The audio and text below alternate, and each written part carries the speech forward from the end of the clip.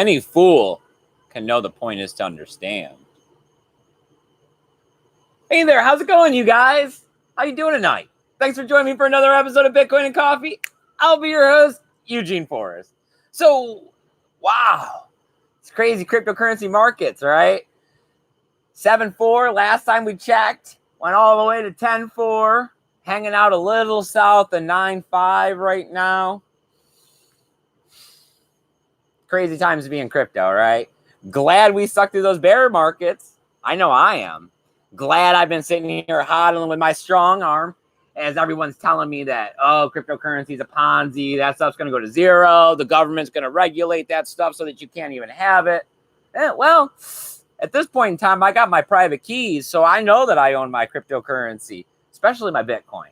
And with the way that network's pretty decentralized and constantly growing, and I don't know how many quadrillion hashes are going on right now, I think it's pretty secure. And you know who's here fighting the good fight, being part of the revolution with me, knowing that there's going to be some sort of a catastrophe eventually with the financial markets, and we want someone to be accountable, and we want to form money that's accountable, right? No more robbing Peter to pay Paul. Time to pay the piper, right? We got Sammy over here. Good evening, everyone. Mix it up a little bit there. How about that? Ranty in the beginning. Ranty in the beginning. I don't know. It's night. It's been a long day. It is night, and it has been a long day. I do feel you on that one. I see you're still in your uniform. Yeah, it's been that kind of a long day. It's all right, though, because you know what? This is the best part of the day, isn't it? It is. You know why? Because we got our best friends hopping in that chat right now, telling us what you guys think about the Bitcoin and the cryptocurrency markets. Because, hey, I read a little bit while I sat down for a moment and took my shoes off. So I got a little bit of a news article here about Libyan and cryptocurrency and how Bitcoin's not really working for them at the moment, and how we're kind of seeing the same problems we see everywhere in the world. You know, rich getting richer, poor getting poorer. The trap, the economical trap. Well, I mean, back in the day, all you had to do was find a way to shelter yourself and eat, right? All you need to do is cover your...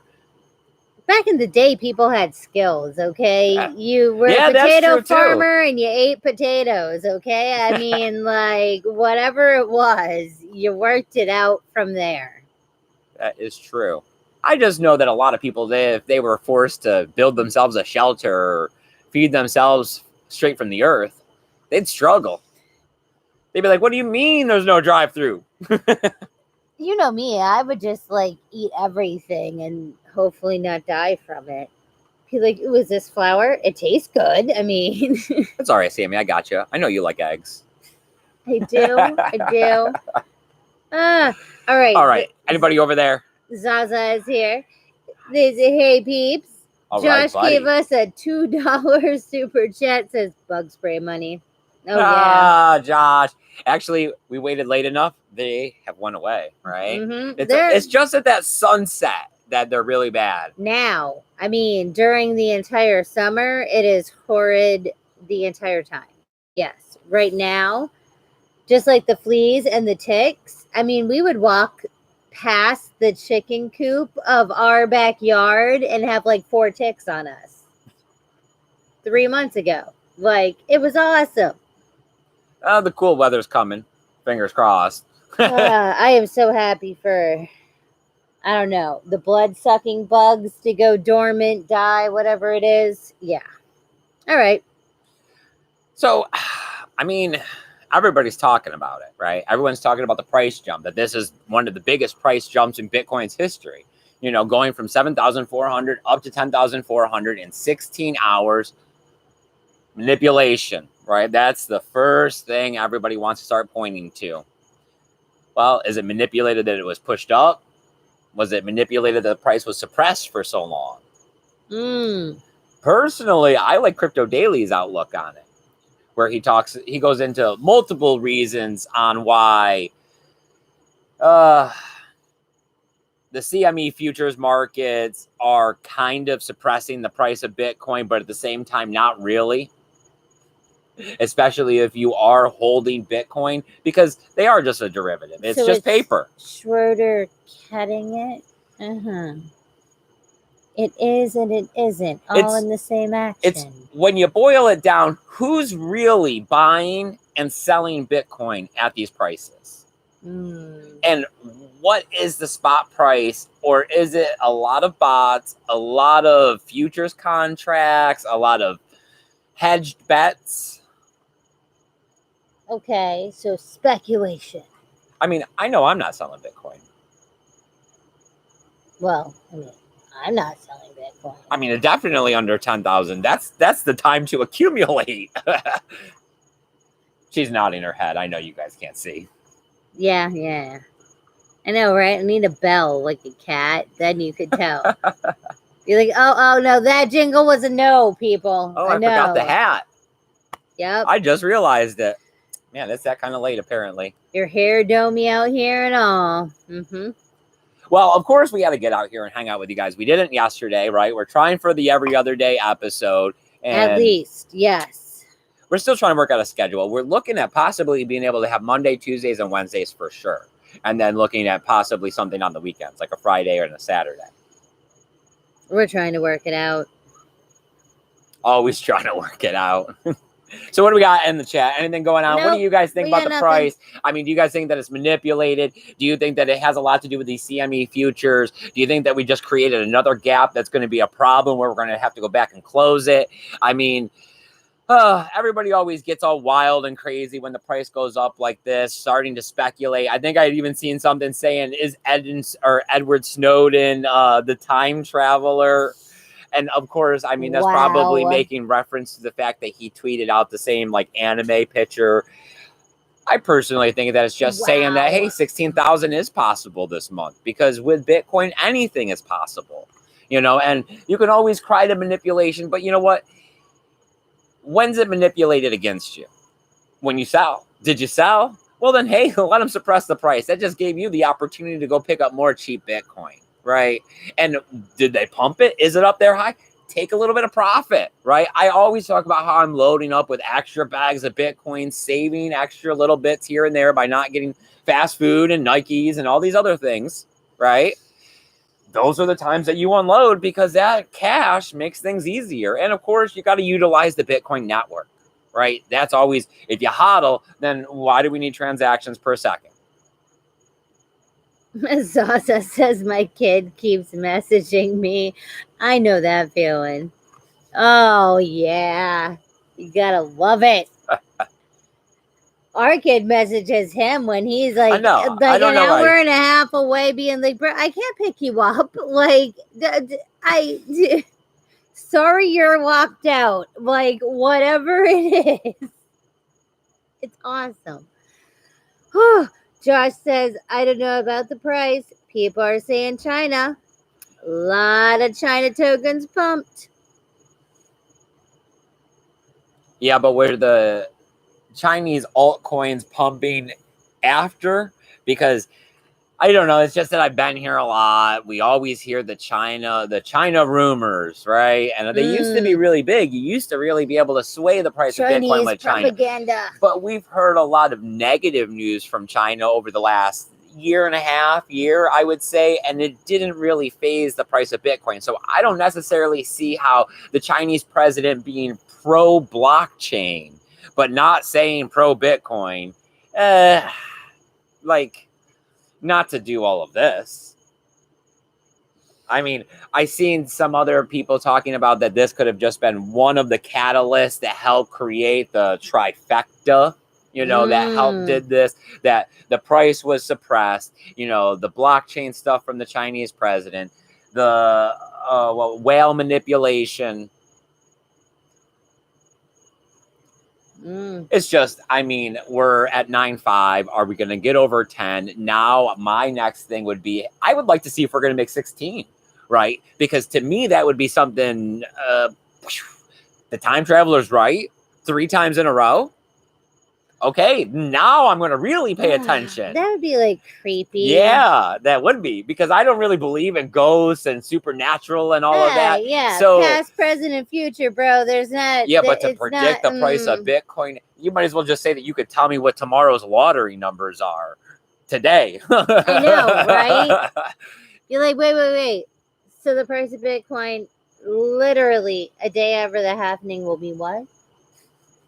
Okay, I'm going to definitely short that. And I mean, it's not like I really believe that we're going to hit 16,000 and I'm going to go take a long out or do something crazy. It's just that when the year 2000 came around, I wanted to see if, Y2K was going to shut down the computers, right? I know, when right? 2012 came about, I wanted to see if California was going to fall off because of the Aztec Mayan gods. You know how I love the Asians, and we were watching the Fresh Off the Boat, and it was like the Y2K episode, and oh yes, like, I mean, sadly we are old enough that, I mean, it was like, it doesn't matter, man, Y2K.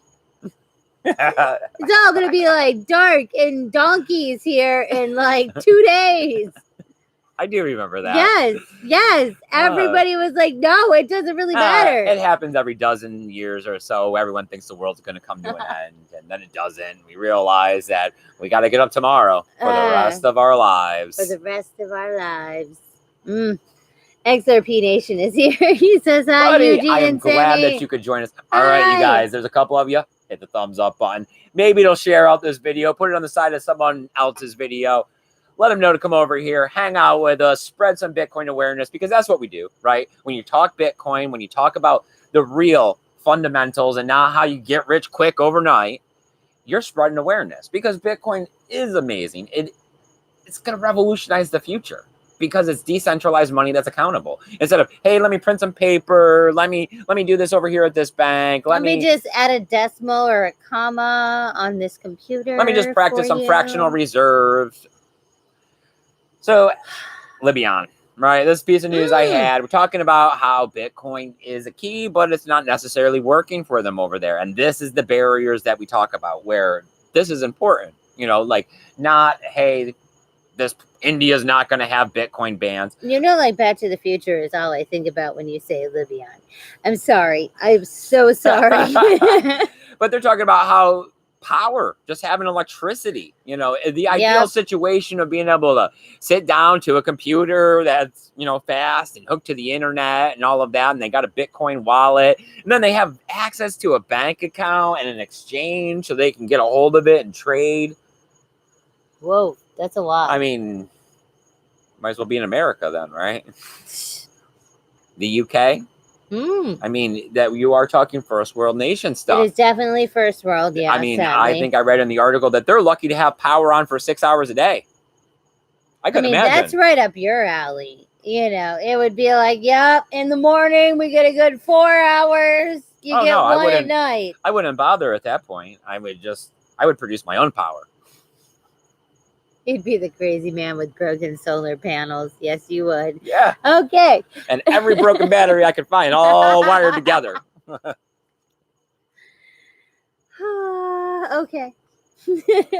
So, I mean, we have places in the world right now that need Bitcoin. Yes, desperately. But we can't get it to them because we have barriers. We have this digital to third world country barrier, right? This power, internet, putting smartphones in their hand, right? Giving them bank accounts to get access, because unfortunately they can't just walk down the street and do peer-to-peer transactions because not enough people actually have Bitcoin. Yes, I mean, that is what we are hoping for, is that you get to just, like touch watches or something stupid and pay your babysitter. I mean, but yeah, it's frustrating. It's frustrating to know that if somehow we could solve this problem, then you would turn a country onto Bitcoin, and that would really set the fire. But what I see here is I see that there is a barrier between having cheap, disposable technology that you can give away for free. Because that's what they need, is they need like a cell phone that can be solar charging and hooks satellite internet. Oh, I'm sure they You have know what I mean? solar Where it is, satellite but it is phones. like self-contained. Yes, uh-huh. Like you need a self-contained smart device to be able to do this. And then we also need to turn on people in the area to Bitcoin. And the more people you turn on, the easier it'll get for them to do peer-to-peer transaction, which is the ultimate goal of Bitcoin. It is not to have to go do KYC at Coinbase and Gemini and Kraken. It is to go down to your friend's house and say, hey, buddy, what's up? Let's trade some Bitcoin for cash because I need to do this.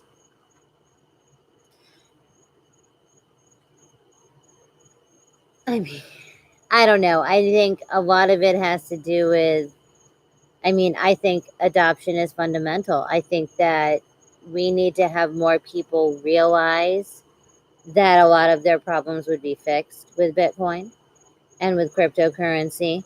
And that, yes, like that you need a stable, it's not even a platform. Yeah, you a need stable technology to catch. You means need to be able to technology to catch use up it. with the capabilities. I mean, Bitcoin is the tool, but we need the device. I mean, just like how we hear about countries being able to make their, their internet pretty much go black, like those kind of things. We need a fundamental, simple, rudimentary way of making it that So that anyone and everybody can everyone plug can in. use this technology. Get onto the blockchain. And that and it but it's like, but we need adoption for someone to be able to realize this and actually have the means, the financial, the brain power to be able to make it happen. But I still think one of the biggest barriers to get into adoption is still going to be this whole, everybody sees it as a financial investment. And that's great. I see it as a financial investment too. But there's more to Bitcoin than the financial investment, right? It is to break these chains, to go across these barriers and help give people the means of having money that is sound. And is not, like in Libya, they can only have certain amounts. They have a limit on how much they can take out from the bank. This stuff, the limitations that can be fluctuating based on the whim of age, whatever race, party, government. Gender. Anything, everything. Yes.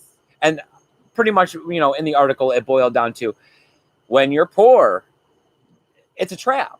You can't afford the ways to get around the sanctions. When you're rich, you have the capability to get around these sanctions.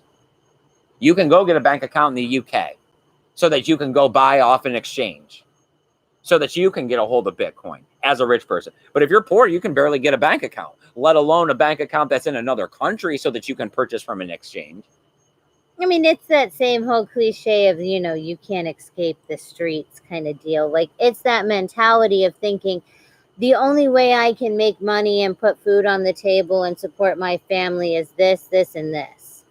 And not, oh no, there's like 5 other ways that don't involve doing bad things. That, but are still not technically legal or regulated or whatever you want to go with. Well, that's where this is our duty, right? As Bitcoin enthusiasts, as Bitcoin evangelists or whatever, like I was talking about yesterday, everybody has their fight, their good fight. Our good fight is that we want to help create a financial future where everyone is equal. So that's why we have to give our best foot forward and do our part and give of ourselves when it comes to the Bitcoin awareness, education, adoption, all of these things. Because it's not going to happen if we don't do it. If we just sit around waiting to get Lambos, where's that going to get you? You got a bunch of people sitting around with Bitcoin in their pocket waiting for Lambos, when the real key to Bitcoin is the freedom that it'll give for all of these people in the rest of the world that we're not even hearing their voice because we can see that they can't even plug into the internet. On a consistent basis, yes. No. Yeah, but the power was on for 6 hours. They were sitting there trying to make sure their food didn't spoil if they had any. Yep. They were cooking food. They were, literally sending probably trying to hear emails local, and Facebooks local and media yes, like to make sure that they were still under whoever's make sure rule and everybody law was they were in the alive. morning. Yeah. I mean, The price of their dollar. Do I got to use 3 of these to buy a loaf of bread or 10 today? it's so sad and it's so asinine. Where it is like, I know when we found Bitcoin, it was so enlightening. It was like, this is the reason why we're poor. This is the reason why we live paycheck to paycheck. This is. Well, because I mean, if we were all equal and everybody had equal amounts of money and all of that kind of stuff, then we wouldn't have these super elite, the 1%, as people like to call, right? I mean, it takes a lot for them to have what they have. You have to have millions of people going without in order for one of them to have their island, their yacht, their $1 trillion.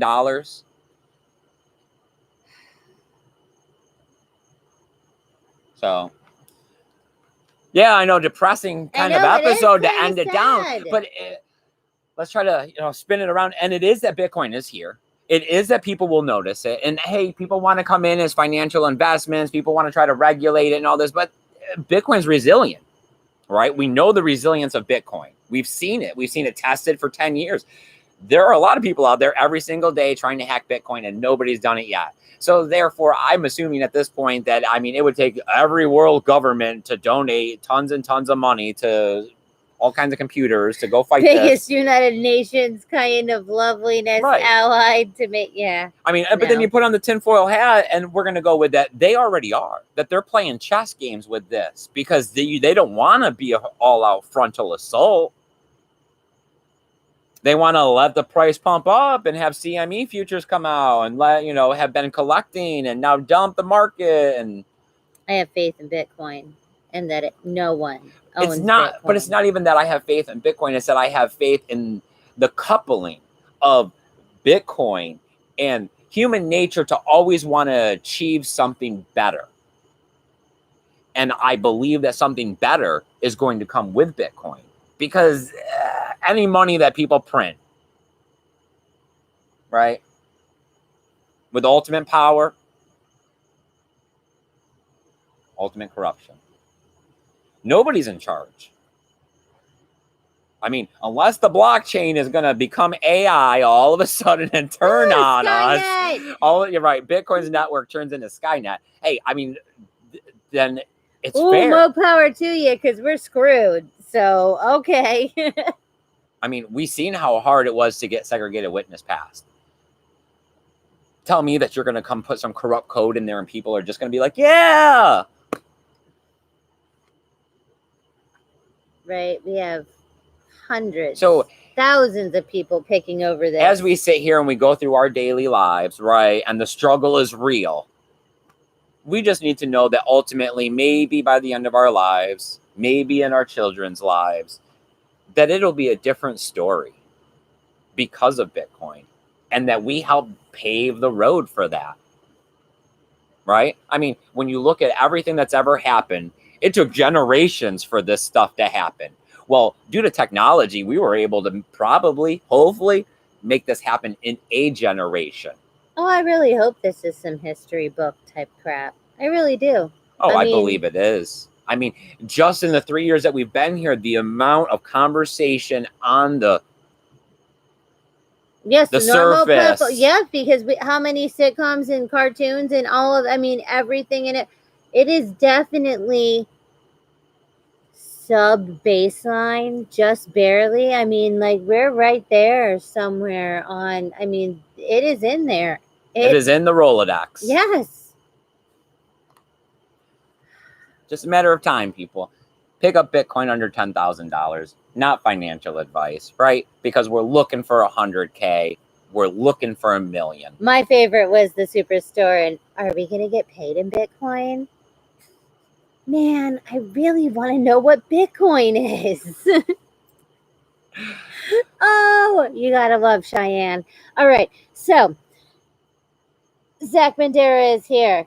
XRP Nations has been doing dishes and listening. Nice. I'm the only, no, because our child does dishes too. Okay, so only Eugene does not do dishes in our household. Although you are the only one that got like 2 steak knives put through your hand. I am for I am is here. He Buddy, says hi everyone. I'm glad that you could make it, my friend. Zaza asks, do you run a Bitcoin and Lightning node? No, I don't. We have horrible internet out here. I know I need to be getting, I don't even run a Bitcoin node, and I should. Boo. But yes. Yeah, we are sadly very limited on what we are capable of doing out in the woods, because yes, I mean, if you guys remember before how bad the picture is, somehow with them changing up the YouTube thing from being off Hangouts, we get a little bit, it takes less memory for, that's why the picture quality is improved. But yeah, we also shut off all the computers and we don't let our son on the internet now. Yes, and like we also disconnect our phones so they don't try to update. There is not a 2 kind of thing ever able to happen off of our internet. Yeah, our upload speed is like 1.2 megabytes per second. Zaza says, I won't say shame on you. Oh, yes, you will. I know. I know. I know, practice and preach, but I have a hardware wallet. You know, I do know how to run a full node. I have ran a node. I have ran an ASIC miner. I mean, I've been down all of these roads. Oh my God. We should have killed for that internet.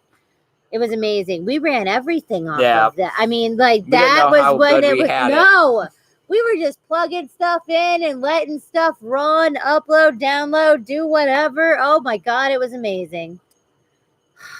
I'm sorry. I know. I don't know. I know we got a flyer in the mail the other day about satellite internet in the area. We'll have to see what that's all about. We know we won't get any signal then when the weather's bad. Oh God! It'd be like how TV. Yes. It really will be like, I'm sorry, there's a cloud. Did you get that? No, it's already cut off. Darn. I don't know. See, you're damned if you do, you're damned if you don't. You want all these stupid birds and the big fuzzy dog in the middle of the woods. You can't have it all. It's always a matter of give and take, right? I know, because yes, we lived in the horrible neighborhood. Security, centralization, awesome transactions per second. Paul Rouleau is here. He says hello, Paul everyone. Rouleau, my Hi, man. Paul. I'm glad that you could make it, my friend. I'm glad that you could come out here tonight and talk with us about Bitcoin. Right? You always know it's party when Paul's here. I think we're almost done here, though, because I didn't really have much more written down on the paper. I am for I am says Google Fiber is coming to our street. What? And he goes, Yahoo. What? Okay, I've never heard of Google Fiber, but I mean, in the same aspect, I don't even know. I mean, we're talking about pay per megabyte horribleness is what everybody else is selling us. This is how we get stuck with what we got, is that it's like you don't pay for it on a data amount. Oh, yeah. I couldn't imagine paying for that. One YouTube stream and like, bam, here you go. There's $30. Thank you. We have 30 more of those for the month. Vengeance here. He says, good show. I'm rural, buddy. But the internet isn't bad. Cell reception is terrible, though. Yeah, we both have to walk outside of our house and stand pretty much in the middle of the backyard, close to the fire pit area that you guys see, to be able to actually make or receive phone calls. It's awesome. Yeah, I know. Is that it? Yeah. All right, you guys. I appreciate you coming out here and hanging out this evening with us. I love it when we spread Bitcoin awareness. It's how we're going to make it to $1 million, right? Is that we have to keep spreading awareness. We're not going to get to $1 million if only 1.5% of the population is interested and wants to hold Bitcoin, right? Stop letting the daily price affect your thoughts on the future of Bitcoin. Stay strong and true to your ideals that got you into this in the beginning, and that's that the dollar is broken. We need something better. I'm going to trust the blockchain. Bitcoin has the best blockchain. Yeah? All right, you guys. Have a good evening. Take care of yourselves. And remember to keep that BTC safe. Later, guys. Bye, guys.